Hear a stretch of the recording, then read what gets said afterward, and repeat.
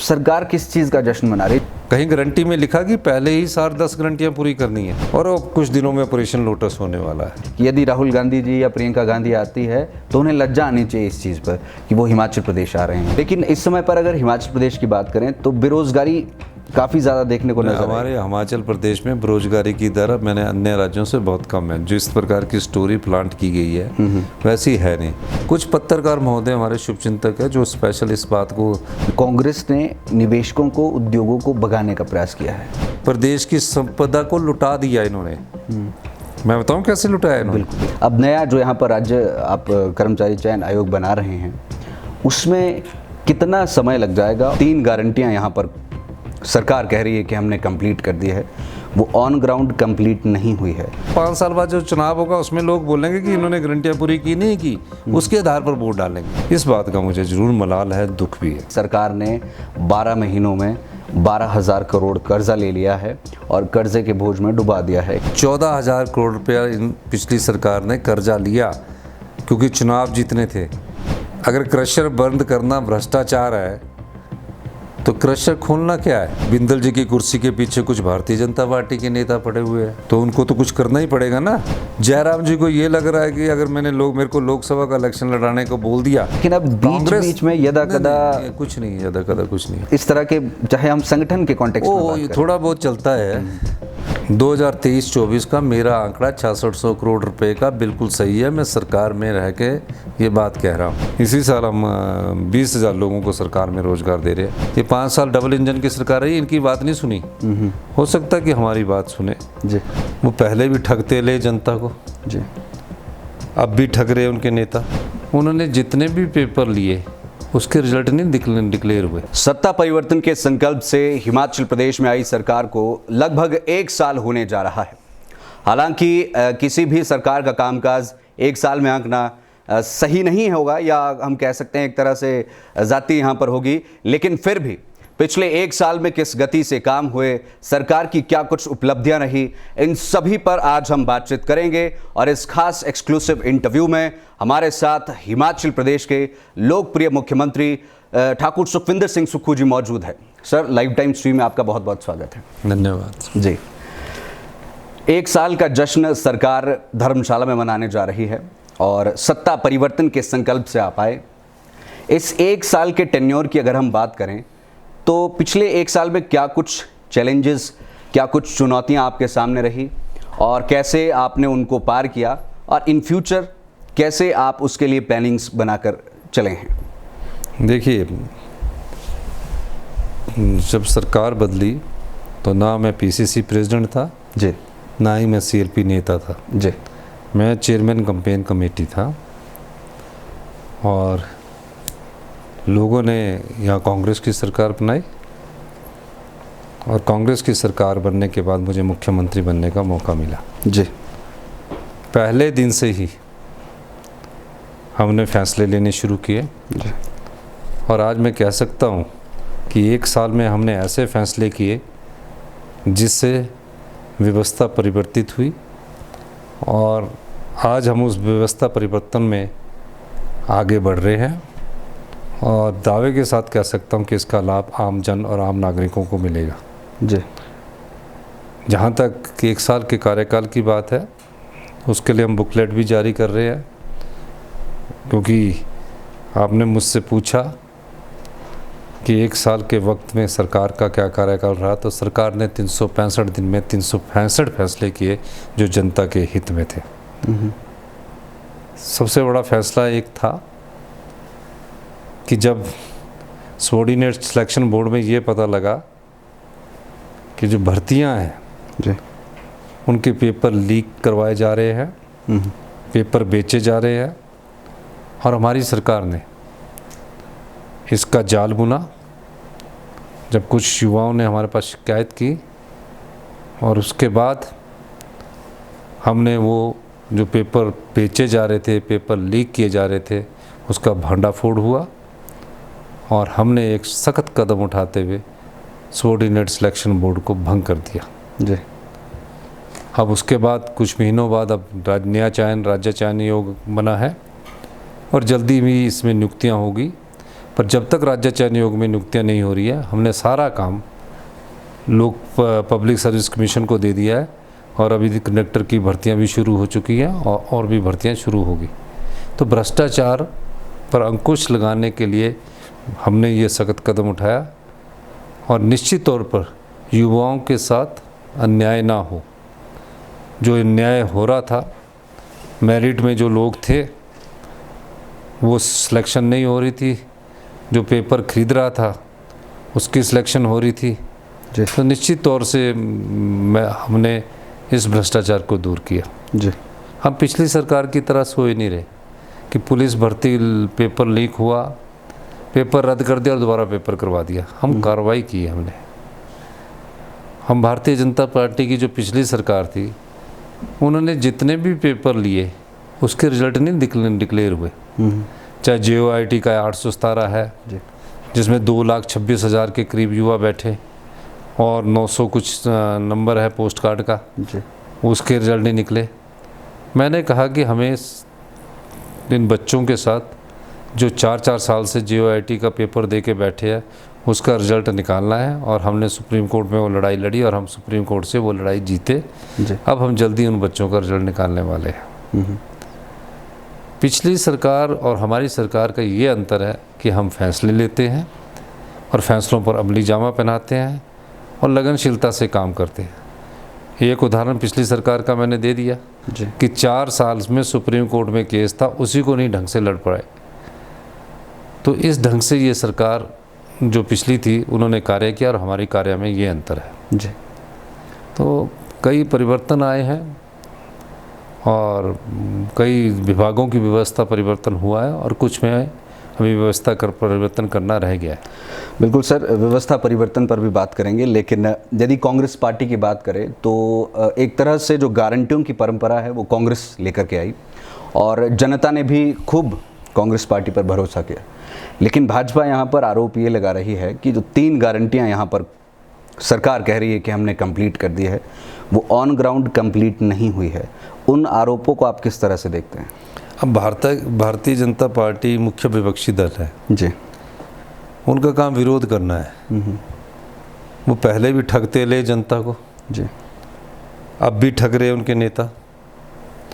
जयराम ठाकुर जी ये बोले कि हमने पहली कैबिनेट में की और पहली कैबिनेट में हमने OPS लागू किया, ये हमारी पहली गारंटी थी। जी, जयराम ठाकुर जी अगर ये बोल दे कि हमने ओल्ड पेंशन स्कीम की पहली गारंटी को पूरा नहीं किया तो झूठ होगा।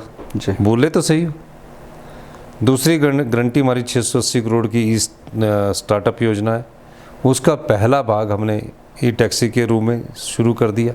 जी, और तीसरा हमारे 4 इंग्लिश स्कूल बोला था हमने पूरे ही जो स्कूल है उनका उसमें हमने इंग्लिश मीडियम कर दी। तो ये सब चीज़ें बोलने के लिए उनके पास कुछ नहीं है, इस सरकार के खिलाफ बोलने को कुछ नहीं है। 2 चीज़ें बोलते कि गारंटियाँ पूरी नहीं की और अब कुछ दिनों में ऑपरेशन लोटस होने वाला है। मैं उस बात को भी बता दूँ। जी, वो इसलिए बोलते हैं कि जो उनका कैडर है उसको थोड़ा सा सत्ता का लालच दिखाया जाए ताकि लोकसभा इलेक्शन तक वो उनको वोट डाल सके, वरना वो लोकसभा इलेक्शन में युवा उनको वोट डालने वाला नहीं है। युवा किस बात का वोट डालेगा? जिनके समय ना रोजगार मिला, जिनके समय रोजगार के अवसर के समय तहत पेपर लीक हुए, भ्रष्टाचार हुआ और जो पेपर उन्होंने रोजगार निकाले भी वो सब कोर्ट या तो हाई कोर्ट में पेंडिंग हुए या सुप्रीम कोर्ट में पेंडिंग हुए। तो जब युवाओं को रोजगार नहीं मिलेगा तो उनकी तरफ वोट क्यों डालेगा? वो कांग्रेस की प्रति वोट डालेगा। कांग्रेस रोजगार भी निकाल रही है, कांग्रेस उनके जो 4 साल से पड़े पेंडिंग केस थे उनके रिजल्ट भी निकाल रही है और भी जो हमारे पास संसाधन है उनसे और रोजगार के अवसर पैदा करने की कांग्रेस सरकार कोशिश कर रही है। तो क्या मिशन लोटस से वो अपने कार्यकर्ताओं को चार्ज अप करने की कोशिश कर रहे हैं? नहीं, मिशन लोटस से ये चार्ज अप करने की कोशिश कर रहे हैं कि कांग्रेस की सरकार जो है उसमें हम मिशन लोटस करो। उन्होंने कहा है कि हमारी बातचीत भी चल रही है। तो जल्दी करो, हम तो बोलते हैं आप जल्दी करिए बोलना जी।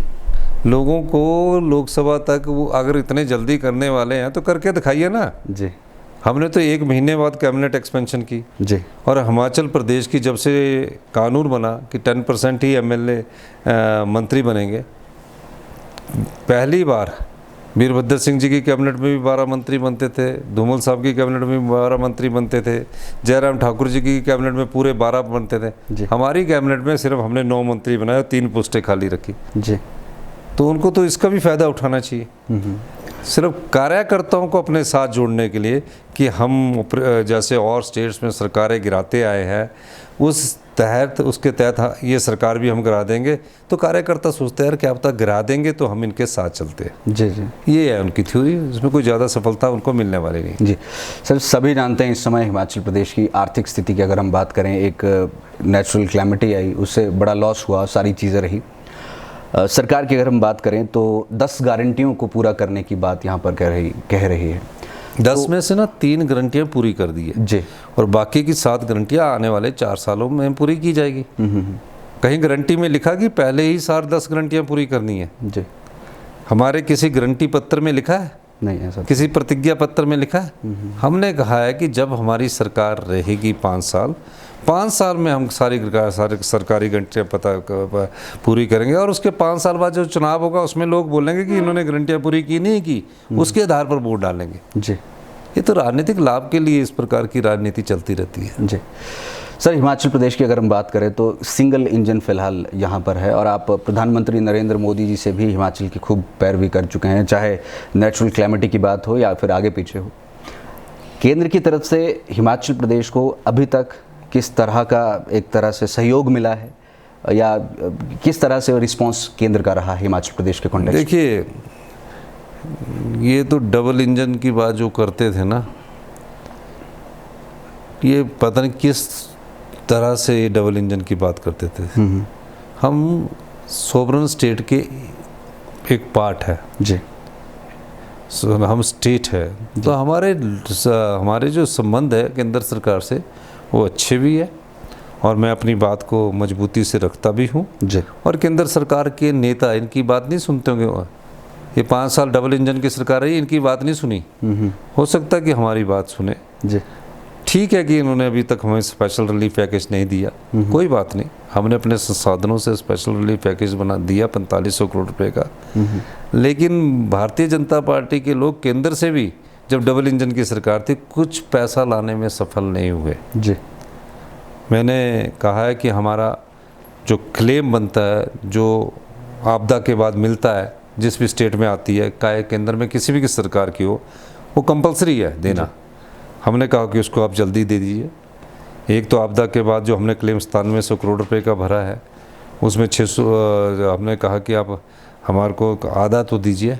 फिर इसके बाद आपदा से लड़ने के लिए भी एक क्लेम और पैसा मिलता है, जिसको PNDA बोलते हैं, PDNA, post disaster natural assessment ना, उसकी भी मैं बात करके अभी आया हूँ। तो निश्चित तौर से मेरा मानना है कि हम सरकार को, जब हम तर्कों के आधार पर केंद्र की सरकार को बात रखते हैं तो हमारी बात सुनते हैं। हाँ ठीक है, थोड़ी बहुत राजनीति करके स्पेशल रिलीफ पैकेज के समय जब आपदा प्रभावित परिवारों के साथ केंद्र की सरकार ना खड़ी हुई, ना संसद खड़े हुए, ना भारतीय जनता पार्टी खड़ी हुई, इस बात का मुझे जरूर मलाल है, दुख भी है। जी सर, हिमाचल प्रदेश की अगर हम बात करें तो वैसे नेचुरल क्लैमिटी से उभरने के समय में भी आपने एक स्टेप फॉरवर्ड करते हुए 7-7 लाख रुपए देने की बात करी, वो अप्रिशिएबल है।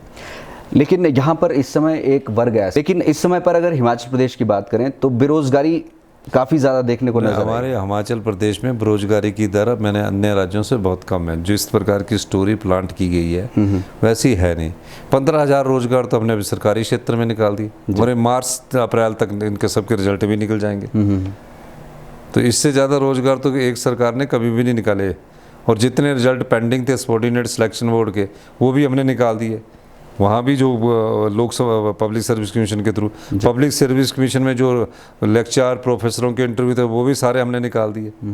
तो तकरीबन इसी साल हम 20,000 लोगों को सरकार में रोजगार दे रहे हैं। 10,000 हम IPH में दे रहे हैं, 2,000 हम आपके वन विभाग में दे रहे हैं, 1,250 हम पुलिस में दे रहे हैं, 800-900 के करीब हम स्टाफ नर्सिस के भी पोस्टें निकालने जा रहे जी। हैं। बहुत लोगों को रोज़गार मिल रहा है। जी। ये सब वो रोज़गार है जो हमने अपनी समझ के साथ सब पोस्टों की वैकेंसी लाने के बाद निकाल रहे हैं। जी। बहुत से स्कैम्स या कहें एक तरह से इस तरह की चीज़ें सामने आई कि पेपर लीक हो रहे हैं, सारी चीज़ें हैं और आपने उसके भंग भी किया। अब नया जो यहाँ पर राज्य आप कर्मचारी चयन आयोग बना रहे हैं, उसमें कितना समय लग जाएगा और कब वो फंक्शनिंग हो जाएगा, कहाँ तक का स्टेटस उसका है? जनता ये जानना चाहिए जो बच्चे टेस्ट्स के यहाँ पर तैयारी कर रहे हैं। वो तो 1-2 महीने में शुरू हो जाएगा। कंप्यूटर वाली कंपनी से हमारी बात हो रही है जी। अब कंप्यूटर के टेस्ट करवाने तो 2 लाख कंप्यूटर चाहिए, तो सब चीज़ों से हम बात कर रहे हैं। लेकिन उनको घबराने की जरूरत नहीं। पब्लिक सर्विस कमीशन को हमने आदेश दे दिया और सारे टेस्ट करवा रहे हैं। ओके जी। भारतीय जनता पार्टी कर्जे को लेकर के सरकार को खूब यहाँ पर घेर रही है। वो हवाला दे रहे हैं कि सरकार ने 12 महीनों में 12,000 करोड़ कर्जा ले लिया है और कर्जे के बोझ में डुबा दिया है। कभी वो किसी आरटीआई का हवाला दे रहे हैं, कभी किसी और चीज़ का हवाला दे रहे हैं। इस पर आपका क्या कहना है सर? कितना यहाँ पर अभी तक कर्जा लिया गया है?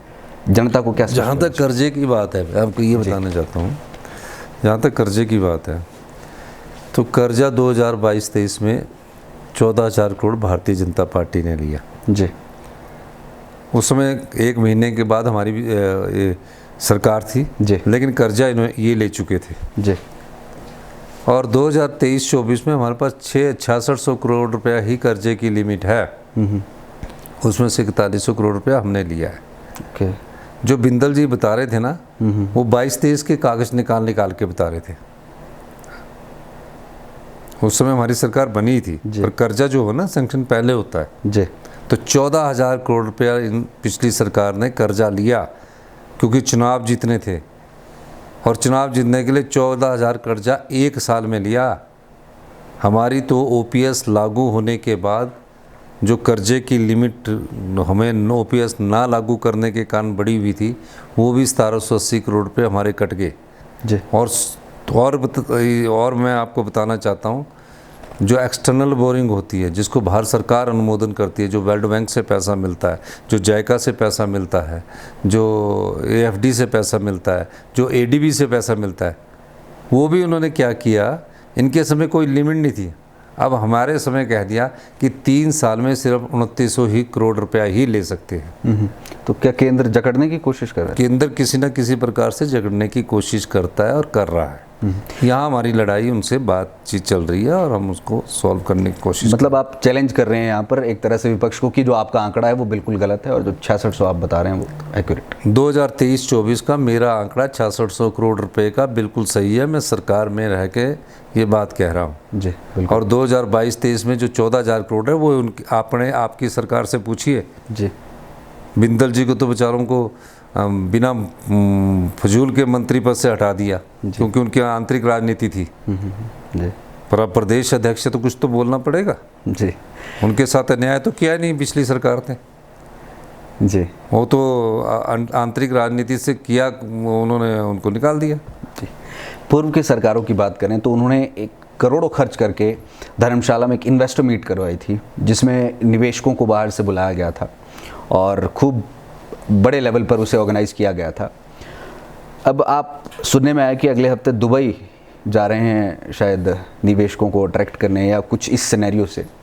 क्या पिछली सरकार में इस तरह की कमी रह गई?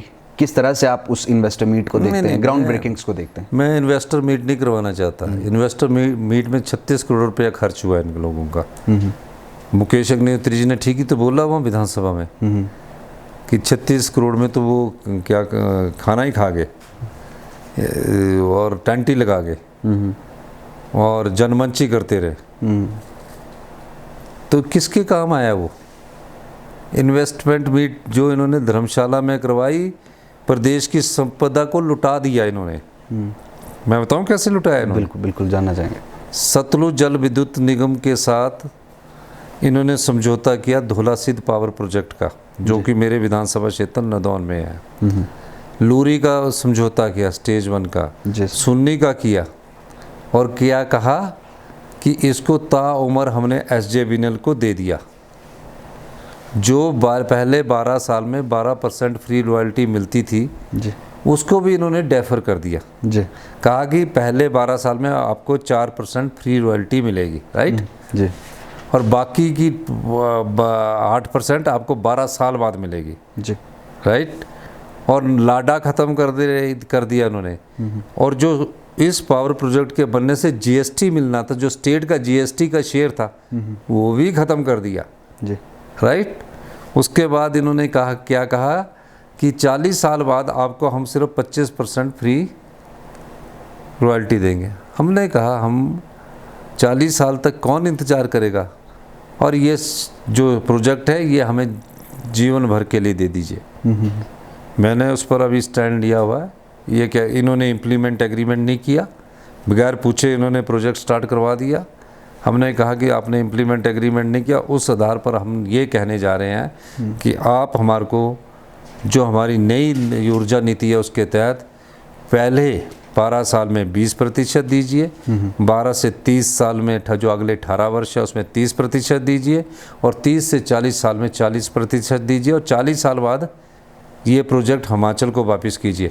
अगर युवा पीढ़ी को, आने वाली भविष्य की युवा पीढ़ी और हिमाचल को आत्मनिर्भर बनाना है तो इस प्रकार के हमको समझौते करने पड़ेंगे, तब ये आगे आएगा। तो इन्होंने तो वो बेचा इन्वेस्टमेंट मीट के नाम पर। तो इस ढंग के अगर ये काम करेंगे तो कौन प्रदेश की संपदा को लुटा रहा है? Investment media. मैं जो जा रहा हूँ, मैं मीट करने नहीं जा रहा, मैंने कहा कि आप आओ और इन्वेस्टमेंट करो। तो मुझे उन्होंने न्योता दिया था जी। और अभी उनके एम्बेसडर यहाँ आए भी थे, मुझसे दिल्ली मिलने भी चाहते थे, लेकिन मैं कुछ बीमार हो गया। उन्होंने मुझे न्योता दिया, तो वहाँ जो हिमाचल के इंडियंस हैं वो हैं, उनको न्योता देंगे। और हम 2 सेक्टर में, मैं क्लियर करना, हाइड्रो और टूरिज़्म में हम ज़्यादा खर्चा करवाना चाहते हैं। जी सर, यदि यहाँ पर बात करें आपके सख्त फैसलों की, आपने वाटर सेस की बात यहाँ पर करी, विभिन्न बिजली कंपनियों पर सेसेस की बात की, साथ ही मैं पंजाब से शानन वापस लेने की यहाँ पर बात कही। वैसे यदि सरकार की हम बात करें तो निवेशकों को मतलब लुभावने पैकेजेस वो देते हैं, लेकिन आपने सख्त फैसले लिए हैं कुछ, इस पर आप क्या कहना चाहेंगे? भाजपा का ये भी आरोप है कि कांग्रेस ने निवेशकों को, उद्योगों को भगाने का प्रयास किया है या भगाया है। कोई नहीं भागा। और दूसरी बात है, जो सबसे पहले तो फैसला जो हमने लिया, जिसका थोड़ा बहुत विरोध हुआ, जब हमने एमएलओ का हिमाचल सदन और हिमाचल भवन और चंडीगढ़ हिमाचल सदन में और रेस्ट हाउसों में जो आम आदमी से हम पैसा लेते थे उसके बराबर कर दिया, तो थोड़े एमएलए उन्होंने उसका ज़रूर विरोध किया, लेकिन वो भी सब सेटल हो गया कि जब आम आदमी के लिए हम 500 रुपये लेते हैं तो हम भी 500 रुपये देंगे, हम भी पब्लिक के प्रतिनिधि हैं जी। जो वाटर कमीशन की बात है, वो लोगों का अधिकार है, हिमाचल के सरकार का अधिकार है, हिमाचल के लोगों का अधिकार है। 10 साल में एक पावर प्रोजेक्ट फ्री हो जाता है, और 10 साल बाद हमको क्या मिलता है? 1000 करोड़ रुपया वो कमाते हैं और हमको 100 करोड़ रुपया दे के बोलते कि आप बैठिए। जी। कम से कम फ्री होने के बाद तो हमारे को फ्री रॉयल्टी में बढ़ोतरी कीजिए। हम इस तरह के पावर प्रोजेक्टों के में समझौता कर रहे हैं और आगे बढ़ रहे हैं। वाइल्ड फ्लावर का भी मैं यहाँ पर ऐड करना चाहूँगा कि आपने एकदम से सख्त इस पर जो है वो फैसला ले लिया, एक्शन ले लिया। देखिए, वाइल्ड फ्लावर हॉल से हमारा समझौता हुआ था जी कि हम आपको लीज मनी देंगे, रेवेन्यू शेयरिंग देंगे। 22 साल से कुछ नहीं दे रहे हो। For last 2 years they are not giving us even a single penny. एक भी पैसा नहीं दे रहे। पिछली सरकारों ने कुछ भी एक्शन उसमें नहीं, तो हमने उसको लड़ा, कोर्ट ने हमारे पक्ष में फैसला किया। हमने वहाँ सवेरे 8:30 से लेकर 3 बजे तक हमने वहाँ अपना एडमिनिस्ट्रेटर बैठा दिया, अपने कंट्रोल में ले लिया, लेकिन उसी हमारे जो एग्जीक्यूशन ऑर्डर है उसको स्टे कर दिया हमारे इसी कोर्ट ने। तो जैसे ही फैसला आएगा हम उसको टेक ओवर करेंगे या हमारे हिमाचल के लोगों के पैसे वापस करें। तो उस दृष्टिकोण से भी हम काम कर रहे हैं। जी। नई सरकार बनी सर, व्यवस्था परिवर्तन देखने को मिला, खूब देखने को मिला, लेकिन जनता को एक चीज़ समझ नहीं आई, और वो चीज़ ये कि ना डीसीज बदले, ना एसपीज बदले, ना अधिकारी बदले। जो पहले होते थे वही अधिकारी कंटिन्यूटी में लगे हुए हैं, जो पहले डीसीज जहाँ पर थे, जो पहले एसपीज थे, वो वहीं पर अपनी ड्यूटीज़ दे रहे हैं। तो क्या आपने व्यवस्था परिवर्तन की ये जो पारंपरिक रणनीति बदली है या कुछ और मायने हैं इसके? देखिए, भारतीय जनता पार्टी की सरकार बदल गई, कांग्रेस की सरकार आ गई, ये तो 5 साल बाद आना है। जी अधिकारी तो वहीं रहेंगे। जी तो हमने अधिकारियों से काम लिया। अधिकारी बदलना ना बदलना ही एक व्यवस्था परिवर्तन है। जी ये भी व्यवस्था परिवर्तन ही है कि हम अधिकारियों से काम ले रहे हैं और अधिकारियों से काम लेकर आम लोगों की आवाज़ बन रही है। हमने किसी ने सोचा था जब भारतीय जनता पार्टी जनमंच लगाती थी और अधिकारियों को डांटती थी तो क्या क्या किया उन्होंने जनता की वेलफेयर के लिए? हमने इन्हीं सभी अधिकारियों को दिशा निर्देश दिए कि राजस्व लोक अदालत लगाइए और उसके इंतकाल करिए, उसकी तकसीम करिए। और मैंने उन्हें टारगेट फिक्स किया कि हर महीने की अंतिम तारीख या पहली 2 को राजस्व लोक अदालत लगेगी। 45,000 म्यूटेशन के केस सेटल किए गए। पहले आम नागरिक, गांव का ना आदमी, किसान पटवारी के चक्कर लगाता था कि वहाँ जाता था, कानून के चक्कर लगाता था। आजकल क्या हो रहा है कि पटवारी और कानून जिनके इंतकाल होने उनके चक्कर लगा रहे हैं। तो ये व्यवस्था परिवर्तन है, जनमंच नहीं है। ये काम करने की परिस्थिति को दर्शाता है। अच्छे शासन के लिए अच्छे प्रशासन का होना ज़रूरी है। गुड गवर्नमेंट के लिए गुड गवर्नेंस का होना ज़रूरी है। तो हमारी सरकार गवर्नेंस कर रही है और लोगों को राहत पहुंचाने की दिशा में आगे बढ़ रही है। सर, क्रशर्स को लेकर अगर हम बात करें तो विपक्ष ने खूब घेरा कि सरकार, अनुराग ठाकुर जी ने यहाँ पर भ्रष्टाचार तक की बात कह दी कि भ्रष्टाचार किया जा रहा है, इस तरह की चीज़ें उसमें आई और विपक्ष ने खूब जम करके घेरा। क्रशरों पर आप क्या कहना चाहेंगे? हालांकि बहुत से इलीगल भी काइंड ऑफ यहाँ पर स्थिति। भ्रष्टाचार पर लाठी चलाई हमने। अगर क्रशर बंद करना भ्रष्टाचार है तो क्रशर खोलना क्या है? जो कानून के दायरे के अंदर रहेंगे वो क्रशर खुलेंगे। ये मैं स्पष्ट कर देना चाहता हूँ जी। 100 करोड़ रुपए का इस रिवर बेसिन में जब मैंने क्रशर बंद करने की बात की तो मुझे पता लगा कि कम से कम 100 करोड़ रुपए का राजस्व को नुकसान हुआ, घोटाला हुआ है। अब कैसे हुआ? क्रशर की मालिक ने जो लीज ली थी वो लीज ख़त्म होगी जी। माइनिंग प्लान की जो माइनिंग प्लान बनता है उसकी वो भी ख़त्म होगी और जो एक दोबारा से 5 साल बाद कंसेंट ऑफ ऑपरेशन लेनी थी वो भी ख़त्म होगी और क्रशर चल रहे हैं जी। 3 चीज़ें ख़त्म होगी, क्रशर चल रहे हैं। तो एक नई योजना है कि कैप्टिव होगा जी। माइनिंग ऑफिसर ने बोल दिया कि आप यहाँ से क्रशर की रोड़ी उठा लो और इसको क्रश करते रहो। 2 लाख की रॉयल्टी अकाउंट में जमा करा दी और काम किया 20 लाख का जी। जब सरकार ने नियम बनाए हैं कि अगर माइनिंग प्लान ख़त्म हो जाएगा तो दोबारा उसकी अप्रूवल लेनी पड़ेगी तब क्रशर चलेगा, EIA दोबारा करनी पड़ेगी तब क्रशर चलेगा। तो ऐसे तकरीबन 60 क्रशर्स की कुछ कहीं ना एक कमी है। हमने बोला उन कमियों को पूरा कर दो, क्रशर स्टार्ट करो। तो भ्रष्टाचार कैसे हुआ? भ्रष्टाचार पर ये लगाम लगाई गई है। और मैं आपको कहना चाहता हूँ कि माइनिंग से जो नुकसान हुआ है, हमारी सरकार जिस तरह शराब में पिछले 4 साल 10% के हिसाब से वो रिन्यू करते रहे, राजस्व को नुकसान हुआ। हमने एक ही ऑक्शन में 840 करोड़ रुपए का राजस्व एकत्रित किया शराब के ठेकों की नीलामी से। 500 करोड़ का वो और ये। उसी तरह जो माइनिंग में पिछले 50 साल से सिर्फ 200 करोड़ रुपए ही आ रहा है, आने वाले 1 साल में हम इसमें 500 करोड़ रुपए तक पहुंचाने की 4 साल में कोशिश करेंगे। एक नहीं, 5-4 साल में जी।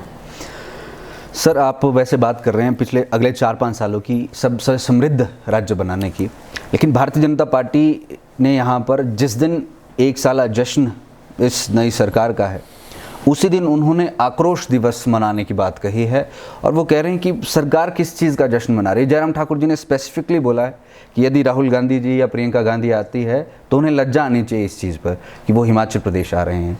किस बात पर जश्न मनाया जा रहा है, इस पर आपका क्या टेक है सर? देखिए, आक्रोश दिवस मना रहे हैं जयराम जी और बिंदल जी को कुछ तो करके दिखाना है कि लोकसभा चुनावों से पहले कहाँ है, क्या किया आपने। क्योंकि बिंदल जी की कुर्सी के पीछे कुछ भारतीय जनता पार्टी के नेता पड़े हुए हैं, तो उनको तो कुछ करना ही पड़ेगा ना जी। बिंदल साहब को कोई पचा नहीं पा रहे हैं अभी तक, जो जयराम गुट है जी, वो नहीं पचा पा रहा है। तो बिंदल साहब ने तो करना है बीइंग पार्टी अध्यक्ष होके। जयराम जी को ये लग रहा है कि अगर मेरे को लोकसभा का इलेक्शन लड़ाने को बोल दिया तो मेरे को भी कुछ काम करने हैं। तो विपक्षी पार्टी है, उसका दायित्व भी है। लेकिन ये लड़ाई में कोई, दोनों में ये रेस लगी है कि सरकार में अखबार के माध्यम से अपना ध्यान किस ओर आकर्षित करता, तो वो है तो उस ध्यान की तरफ आकर्षित करने की तरफ गए हैं। जी सर, आपने गुटों की यहाँ पर बात की है। यदि कांग्रेस की हम बात करें तो जब आपने शपथ जिस दौरान ली और सारा सिनेरियो रहा, कांग्रेस एकजुट एक रंग में दिखती हुई नजर आई। लेकिन अब बीच में यदा कदा कुछ नहीं, यदा कदा कुछ नहीं, इस तरह के, चाहे हम संगठन के कॉन्टेक्स्ट में बात करें, थोड़ा बहुत चलता है, थोड़ा बहुत चलता है, उसमें कुछ नहीं था। कुछ ऐसा नहीं है। कांग्रेस एकजुट है, तो सारे एकजुट है, आपको नजर आ रहा है जी। पिछले 1 साल से कोई ऐसी बात नहीं। कुछ पत्रकार महोदय हमारे शुभचिंतक है जो स्पेशल इस बात को लेकर चले गए, उन्होंने जनरल बात कर ली, वो भी हमें पता है। सर, यहाँ पर 3 MCs में कांग्रेस काबिज हुई है, बधाइयाँ दे देना चाहेंगे आपको। ये तो लोकसभा को लेकर कैसी तैयारी है आपकी? अब मैं क्लोजिंग की तरफ जा रहा हूँ यहाँ से। लोकसभा में तो अभी हम अपना काम कर रहे हैं, अभी हम राजनीतिक रूप से कोई कार्य नहीं कर रहे। लोकसभा के लिए अभी 4 महीने हैं। लोकसभा की चुनावियाँ उस समय के जो मुद्दे होंगे, मार्च अप्रैल में जो मुद्दे होंगे, उसके आधार पर होती है। धर्मशाला में सर जो 1 साला जश्न होने जा रहा है, इसमें आपकी यदि मैं बात करूं, आपने चिल्ड्रन ऑफ द स्टेट का दर्जा अनाथ बच्चों को दिया। वृद्धों को आपने बाहर जाने की बात कही कि उनको भी बाहर घुमाया जाएगा, 5 स्टार होटल्स में ले जाया जाएगा। चाहे आपकी अपनी 3 स्टार, यस बिल्कुल, और आपकी जो अपनी जमा पूंजी थी, आपने वो भी अभी पीछे डोनेट दी। तो ऐसे में अब आपकी छवि एक दिलवाले मुख्यमंत्री के तौर पर उभर करके आई है। तो इस प्यार को आप किस तरह से देखते हैं, और क्या ये प्यार आप धर्मशाला में एक्सपेक्ट कर रहे हैं? देखिए, आपदा के समय जो मैंने 51 लाख रुपए दिए जी, वो मैंने इसलिए नहीं दिए कि मैं कोई अपना राजनीतिक लाभ उठाना चाहता हूँ। मैं तो मुख्यमंत्री बन गया, और वो वाइट इनकम को हमने पूरा अपने घर की जमा पूंजी को दे दिया। ठीक है जी। जब बच्चे अपनी गुल्लक में पैसा डाल कर जोड़ कर मेरे पास आए जी, उस गुल्लक में चाहे 5,000 है, 10,000 है, भावना क्या थी उनकी कि इस प्रदेश पर आपदा आई है जी। और इस प्रदेश में आपदा के समय हम छोटे बच्चे हैं, हमारी गुल्लक में हमें कभी माता ने 10 रुपये दिए, 20 रुपये दिए, 50 रुपये दिए, 500 रुपये दिया। वो फटाफट बच्चा अपनी गुल्लक में जोड़ता कि मैं इकट्ठा करूँगा, और आकर उसकी गुल्लक को जब हमने तोड़ते हैं और उससे पैसे निकाल कर आपदा में डालते हैं, तो प्रदेश के मुख्यमंत्री होने के नाते मेरा भी ये दायित्व बनता था।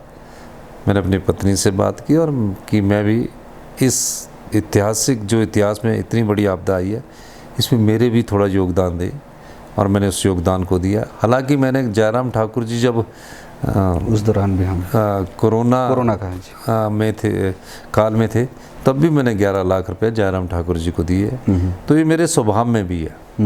ये मैं अभी से नहीं, पहले स्कूल टाइम से भी मैं करता आता हूँ कि मैं थोड़ा सा कभी किसी को दान दूँ, कभी कहीं देता रहूँ, मैं देता आया हूँ। लेकिन इस समय तो मैं मुख्यमंत्री की कुर्सी पर था जी, तो मेरा ये मन था कि मैं सारी जमा पूंजी इस पर दे दूं, क्योंकि मुख्यमंत्री होने के नाते अगले महीने फिर और सैलरी आ सकती है जी, तो उसमें कोई बात नहीं है।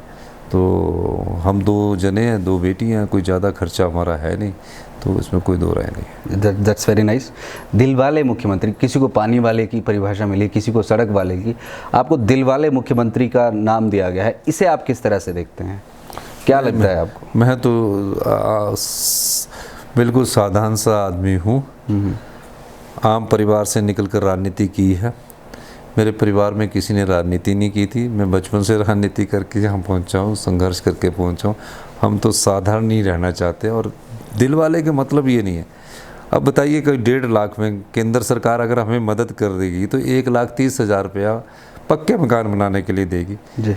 वॉशरूम नहीं बनता इससे। बिल्कुल, मैं अंत प्रश्न इसी पे आ रहा था सर कि आपने 7-7 लाख रुपए देने की बात की, ये इंस्पिरेशन कहाँ से? नहीं तो मैंने देखा है, हम जब बेचारा, हमने तो उनको भी देने की बात की जिसका घर 2 लाख रुपए का बना हुआ था, उसको भी 7 लाख, क्योंकि उसका कच्चा घर था। तो वो मैंने कहा ज़िंदगी भर क्या वो कच्चे घर में ही रहेगा, उसे पक्का घर बनाना, उसको भी 7 लाख रुपए देने की बात की। 7 लाख के अलावा ये मेरे को लगता है 10 लाख तक होगा, क्योंकि हमने बिजली का कनेक्शन फ्री देना है, पानी का कनेक्शन फ्री देना है, 280 रुपये प्रति बोरी सीमेंट भी देना है जी। तो ये मेरा ये मन था कि जिसका घर टूट जाता है और बड़े अरमान से होता है, उसका घर का अपना कमरा होता है, अपने ढंग से रहना होता है, कई रातें उसने उस घर के में बिताई होती है जी। और जब पूरी तरह क्षतिग्रस्त हो जाए, जो 4000 मकान हमारे पूरी तरह क्षतिग्रस्त हो गए, तो वो 1.5 लाख रुपए में नहीं बनेगा। मैंने कानून बदल दिया, मैंने नियम बदल दिया और उनको 7 लाख रुपए की आर्थिक सहायता दी। आज वो खुशी महसूस कर रहे हैं। 16,000 इस आपदा में हमारे लोगों को नुकसान हुआ, जिसमें से तकरीबन हमने सभी को आर्थिक सहायता दे दी है और 11 तारीख को कांगड़ा में देंगे और फिर उसके बाद 17 तारीख को शिमला में भी मेरा प्रोग्राम है। को लेकर प्रदेश में खूब हम कह सकते हैं एक्साइटमेंट है कि क्या प्रदेश सरकार मंत्रिमंडल विस्तार करने जा रही है। इस पर आप क्या कहना चाहेंगे सर? क्या हमें कुछ ऐसा देखने को मिल सकता है? देखिए, मंत्रिमंडल विस्तार इसी साल होगा जी, और निश्चित रूप से इसी साल होगा। 1 साल में बड़ा छोटा मंत्रिमंडल है जी। और आने वाले समय में जो जिन जिलों को रिप्रेजेंटेशन नहीं मिला है उनको रिप्रेजेंटेशन मिलेगा। क्या तीनों के तीनों फिलअप हो जाएंगे या एक आध कोई खाली रहेगा या किस तरह से? देखिए, ये तो हाई कमांड तय करता है कि तीनों भरने हैं, 2 भरने हैं, या मिनिस्ट्री को रिशफल करना है, किसी को ड्रॉप करना है, ये सब चीज़ें हाई कमांड करता है जी। मुझे अभी हाई कमांड की चिट्ठी नहीं आई, जैसे ही चिट्ठी आएगी मैं आपको बताता हूँ। जी जी, बिल्कुल सही। आपको बता दें, सरकार की तरफ से 4500 करोड़ का अपने लेवल पर एक विशेष पैकेज दिया गया आपदा के दौरान। सरकार का कहना है कि केंद्र की तरफ से मदद नहीं मिली तो हम अपने रिसोर्सेज को जो है वो यहाँ पर यूज़ करेंगे और अपनी जनता के लिए इस्तेमाल करेंगे। हमारे साथ इस एक्सक्लूसिव इंटरव्यू में हिमाचल प्रदेश के लोकप्रिय मुख्यमंत्री, दिलवाले मुख्यमंत्री जिनको नाम मिला है, वो मौजूद थे। सर, आपने अपना कीमती समय हमारे साथ साझा किया, आपका बहुत बहुत धन्यवाद। धन्यवाद। देखते रहिए live times TV Fortune reporting. मैं हूं मनोज ठाकुर और इस खास एक्सक्लूसिव इंटरव्यू में हमारा साथ दिया Rajeev Chauhan, senior video journalist Ajay Bhatia ji और साथ में विक्रांत बदन ने। धन्यवाद। जय हिंद, जय भारत, जय हिमाचल।